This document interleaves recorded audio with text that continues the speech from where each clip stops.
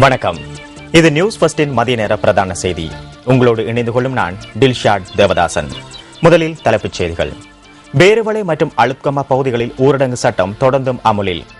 2 கோடி ரூபாய் பெறுமதியான வல்லாப்பட்டை 20 கிலோகிராமுடன் சந்தேக நபர் கைது. இந்தியாவின் வட மாநிலமான ஹிமாச்சல் பிரதேசத்தில் சுற்றுலா பயணிகளை ஏற்றி சென்ற பஸ் விபத்துக்குள்ளானதில் 9 பேர் பலி. இனி விரிவான செய்திகள். பேருவளை மற்றும் அளுத்கமா பகுதிகளில் ஊரடங்கு சட்டம் அமல்படுத்தப்பட்டுள்ளதாக போலீஸ் தலைமையகம் தெரிவித்துள்ளது. இந்த பகுதிகளில் இன்று முதல் 8 மணியிலிருந்து 12 மணி வரை 4 மணித்தியாலங்கள் ஊரடங்கு சட்டம் தளர்த்தப்பட்டது. ஊரடங்கு சட்டத்திற்கு மதிப்பளித்து செயற்படுமாறு போலீஸ் ஊடக பேச்சாளர் சிரேஷ்ட போலீஸ் அத்தியட்சகர் அஜித் ரோஹன தெரிவித்தார்.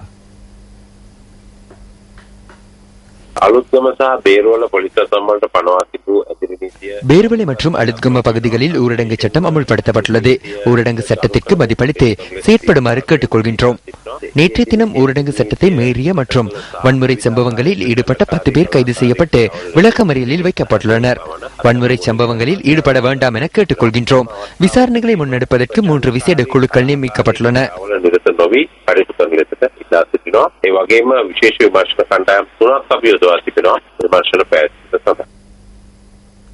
இலங்கைக்கான பயணங்களை மேற்கொள்வது தொடர்பில் விழிப்புடன் செயற்படுமாறு தமது நாட்டு பிரஜைகளுக்கு ஆஸ்திரேலிய அரசாங்கம் அறிவுறுத்தல் விடுத்துள்ளது.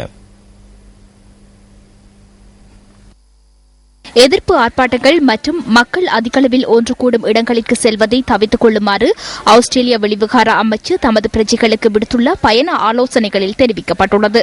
குறித்த இடங்களில் வன்முறைகள் ஏற்படலாம் எனவும் ஆஸ்திரேலிய வெளிவிவகார அமைச்சு விடுத்துள்ள அறிக்கையில் சுட்டிக்காட்டப்பட்டுள்ளது. அளுத்கமா மற்றும் பேருவள ஆகிய பகுதிகளில் ஏற்பட்ட அமைதியின்மையை அடுத்து ஆஸ்திரேலிய வெளிவிவகார அமைச்சு தமது பிரஜைகளுக்கு இந்த அறிவுறுத்தலை விடுத்துள்ளது. சாவகச்சேரி கச்சாய் கடற்கரை பகுதியில் கடற்றொழில் நீரியல் வள திணைக்களத்தினர் இன்று காலை மேற்கொண்ட திடீர் தேடுதலின் போது தடை செய்யப்பட்ட தங்கூசி வலைகள் கண்டுபிடிக்கப்பட்டுள்ளன. கிடைத்த தகவலுக்கு அமைய இன்று அதிகாலை முதல் கச்சாய் கரையோர பகுதியில் தேடுதல் நடவடிக்கை மேற்கொள்ளப்பட்டதாக யாழ் மாவட்ட கடற்றொழில் திணைக்களத்தின் உதவி பணிப்பாளர் நடராசா கணேசமூர்த்தி தெரிவித்துள்ளார். இதன்போது சுமார் 5 லட்சம் ரூபாய் பெறுமதியான 11 தொகுதி தங்கூசி வலைகள் கண்டுபிடிக்கப்பட்டதாகவும் சிலர் இந்த தடை செய்யப்பட்ட மீன்பிடி வலைகளை மீன்பிடிப்பதற்காக பயன்படுத்தியமை தெரிய வந்ததாகவும் அவர் குறிப்பிட்டுள்ளார். கைப்பற்றப்பட்ட தங்கூசி வலைகளை சாவகச்சேரி நீதவான் நீதிமன்றத்தில் ஒப்படைத்துள்ளதாகவும் யாழ் மாவட்ட கடற்றொழில் திணைக்களத்தின் உதவி பணிப்பாளர் தெரிவித்துள்ளார். யாழ் குடாநாட்டில் தடை செய்யப்பட்ட மீன்பிடி வலைகளை ஒழிக்கும் நடவடிக்கைகளை தொடர்ந்து முன்னெடுக்க உள்ளதாகவும் அவர் மேலும் குறிப்பிட்டுள்ளார். இதேவேளை யாழ் மண்டைதீவு பகுதியில் சுமார் 1 கோடி ரூபாய் பெறுமதியான தடை செய்யப்பட்ட மீன்பிடி வலைகள் எரிக்கப்பட்டுள்ளன. தடை செய்யப்பட்ட வலைகளை வைத்திருந்த மீனவர்கள் தாமாகவே முன்வந்து வலைகளை எரித்ததாக கடற்றொழில் திணைக்களத்தின் யாழ் மாவட்ட பிரதிப்பணிப்பாளர் நடராசா கணேசமூர்த்தி தெரிவித்தார். யாழ் குடாநாட்டில் தடை செய்யப்பட்ட வலைகளை பயன்படுத்துவதால் ஏற்படும் பாதிப்புகளை கருத்தில் கொண்டே மீனவர்கள் இந்த தீர்மானத்தை எடுத்ததாகவும் திணைக்களத்தின் யாழ் மாவட்ட பிரதிப்பணிப்பாளர் நடராசா கணேசமூர்த்தி குறிப்பிட்டார். கிளிநொச்சி விநாயகபுரம் பகுதியில் ஏற்பட்ட குழு மோதலில் 3 காயமடைந்துள்ளனர். விநாயகபுரம் பகுதியில் அமைந்துள்ள ஆலயம் ஒன்றின் வருடாந்த திருவிழாவில் ஏற்பட்ட மோதலின் போது இன்று அதிகாலை 3 மணியளவில் இவர்கள் வாள்வெட்டுக்கு இலக்கானதாக போலீசார் தெரிவித்துள்ளனர். தாக்குதலில் காயமடைந்தவர்கள் கிளிநொச்சி வைத்தியசாலையில் அனுமதிக்கப்பட்டதன் பின்னர் அவர்களில் 2 மேலதிக சிகிச்சைகளுக்காக அனுராதபுரம் வைத்தியசாலைக்கும் யாழ் போதனா வைத்தியசாலைக்கும் மாற்றப்பட்டுள்ளதாக எமது பிராந்திய செய்தியாளர் கூறினார். வாள்வெட்டு தாக்குதல் தொடர்பில் 2 சந்தேக நபர்கள் கைது செய்யப்பட்டுள்ளதாக போலீசார் தெரிவித்துள்ளனர். இது தொடர்பில் மேலும் சிலரை கைது செய்வதற்கான விசாரணை முன்னெடுக்கப்பட்டு வருவதாக போலீசார் தெரிவித்துள்ளனர். மோதல் சம்பவம் தொடர்பான மேலதிக விசாரணைகளை கிளிநொச்சி தலைமையக போலீசார் ஆரம்பித்துள்ளனர்.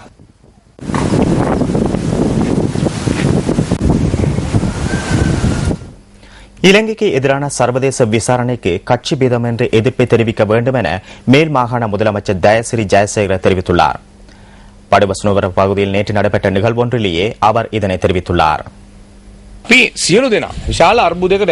நாங்கள் அனைவரும் பாரிய பிரச்சினைக்கு செல்கின்றோம். இதற்கான தீர்மானம் கொண்டு வருவதற்கான பிரேரணையை 17ஆம் 18ஆம் தேதிகளில் பாராளுமன்றத்தில் விவாதிக்க உள்ளோம். பாராளுமன்றத்தில் யுஎன்பி ஜேவிபி ஹெல உரிமை என்று சிந்திக்க முடியாது. இது நாட்டினுடைய பிரச்சனையே தவிர அரசாங்கத்தின் பிரச்சனை இல்லை.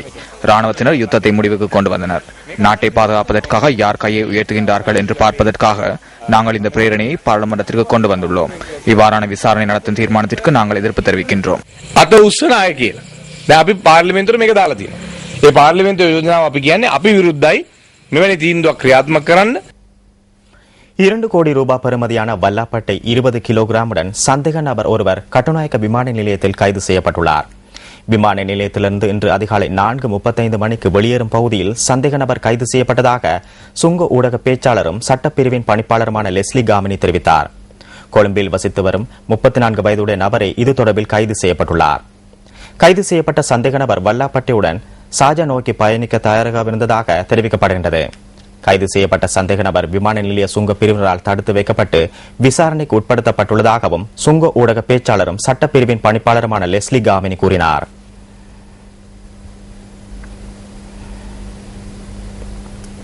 நீண்ட இடைவெளிக்கு பின்னர் யாழ்தேவி புதுப்பொலிவுடன் யாழ்ப்பாணம் வருவதற்கான ஆயத்த பணிகள் நடைபெற்று வருகின்றன. நாட்டில் நிலவிய அசாதாரண சூழ்நிலை காரணமாக கொழும்பு தொடக்கம் யாழ்ப்பாணம் வரையான ரயில் சேவை தடைப்பட்டிருந்தது. 30 வருடங்களின் பின்னர் மீண்டும் கொழும்பு தொடக்கம் பழைய வரையான ரயில் சேவை தற்போது இடம்பெற்று வருகின்றன. தற்போது யாழ் ரயில் நிலையத்தின் புனரமைப்பு பணிகள் துரித கதியில் நடைபெற்று வருகின்றன. நாவட்குழி ரயில் பாலத்தின் வேலைகள் பூர்த்தி அடைந்ததும் யாழ்ப்பாணத்திற்கான ரயில் சேவைகள் ஆரம்பிக்கப்படும் என எதிர்பார்க்கப்படுகின்றது. யாழ்தேவியின் வரவை மக்கள் ஆவலுடன் எதிர்பார்த்து காத்திருக்கின்றனர்.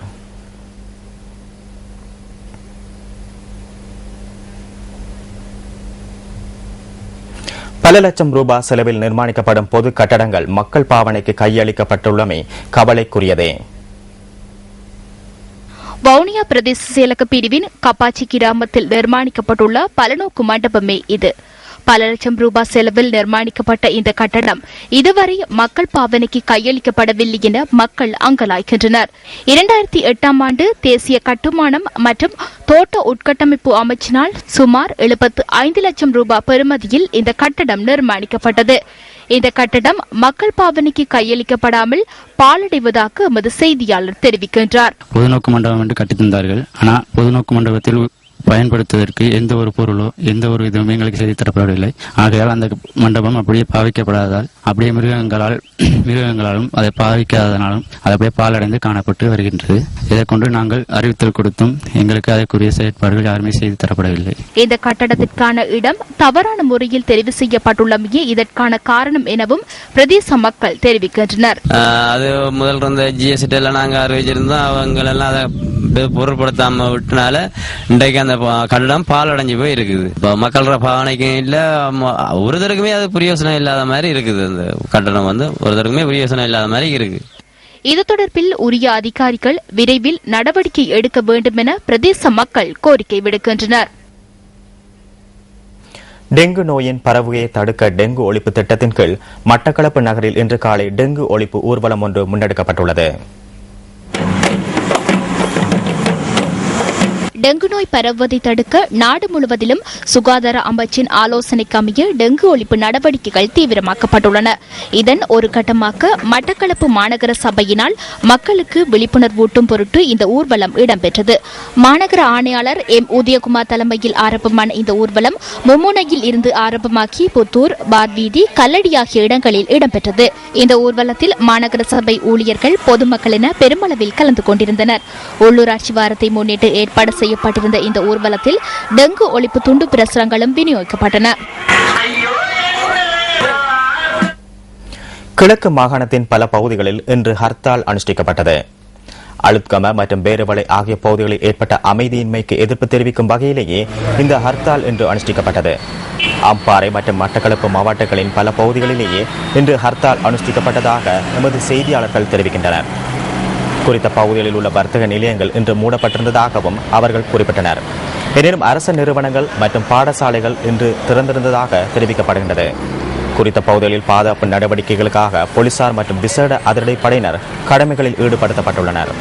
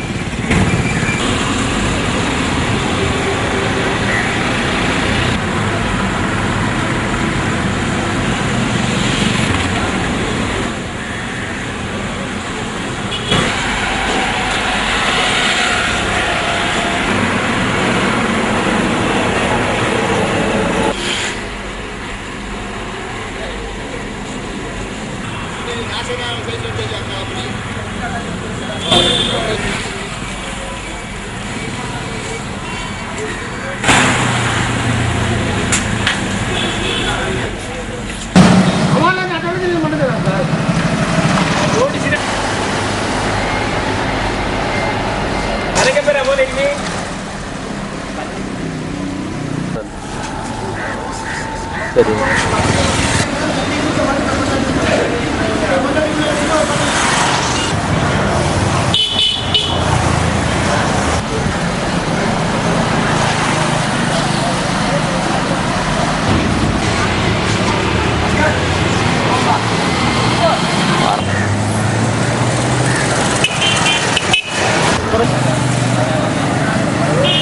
நாட்டின் தற்போதைய வானிலை தொடர்பான தகவல்களுடன் இணைந்து கொள்கின்றார் வளிமண்டலவியல் திணைக்களத்தின் வானிலை அதிகாரி லக்ஷ்மி லத்தீப்.